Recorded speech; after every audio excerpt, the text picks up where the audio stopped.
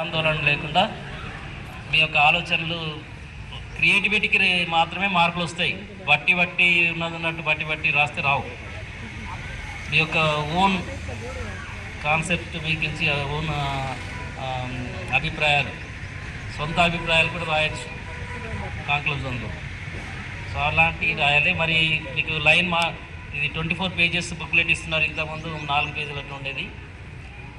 అది మంచిది ఎగ్జామ్స్ అయిపోయే వరకు ఉంటున్నారా.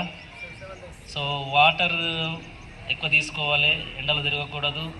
ఎగ్జామ్ అయిపోయిన తర్వాత ఇది చాలా ఈజీగా ఉంది లేదా అట్లా జరిగింది ఇట్లా జరిగిందని బయట ఎవరు కూడా కామెంట్ చేయకూడదు. ఉంటుందా. సో చదివి రాసిన వాళ్ళకే అత్యుత్తమ మార్కులు వస్తాయి. నకలు కొట్టిన వాళ్ళకి ఎప్పుడు కూడా రావు, గుర్తుపెట్టుకోండి. సెంటర్లో డిసిప్లిన్గా ఉండాలి. లేకపోతే పలానా పాఠశాల పిల్లలు ఇట్లా చేశారనే రిమార్క్ అనేది రాకూడదు. వింటున్నారా.